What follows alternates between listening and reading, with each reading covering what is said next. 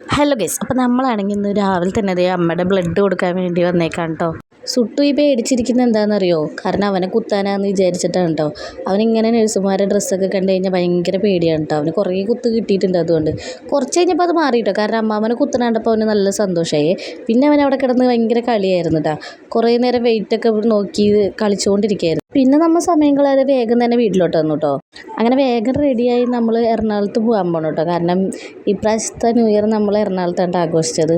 ഞാൻ ആദ്യമായിട്ടാണ് കേട്ടോ ഈ ന്യൂ ഇയറിനൊക്കെ ഇങ്ങനെ എറണാകുളത്തൊക്കെ പോയി ആഘോഷിക്കുന്നത്. കാരണം എന്ന് പറഞ്ഞിട്ടുണ്ടെങ്കിൽ എല്ലാ ന്യൂ ഇയറിനും വീട്ടിൽ സാധാ പോലെ തന്നെ കിടന്നുറങ്ങുന്നു, 12 മണിക്ക് എഴുന്നേൽക്കുന്നു, വിഷ് ചെയ്തു, പിന്നെയും കിടന്നുറങ്ങുന്നു.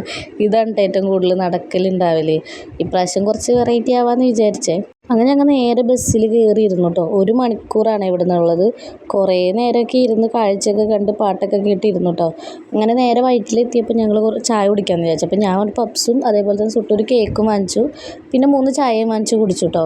ചായ ആണെങ്കിൽ കുടിക്കാൻ പറ്റുന്നുണ്ടായില്ല കേട്ടോ. ഭയങ്കര മധുരമായിരുന്നു, ഒട്ടും പറ്റുന്നുണ്ടായില്ല കുടിക്കാൻ. അങ്ങനെ ഞങ്ങൾ അവിടെ നിന്ന് ഒരു ഓട്ടോയും വിളിച്ച് വേഗം ആൻറ്റിയുടെ വീട്ടിലേക്ക് പോയിട്ടോ. അങ്ങനെ വീട്ടിൽ ചെന്ന് നോക്കുമ്പോൾ ഒരു മനുഷ്യനില്ല കേട്ടോ. എല്ലാവരും കിടന്ന് ഉറങ്ങുകയാണ്. പക്കത്തിന് ഞാൻ കുത്തി പോക്കിയിട്ടുണ്ട്. വൈകുന്നേരത്തെ പ്ലാൻ എന്താണെന്നുള്ളത് സെറ്റാക്കി.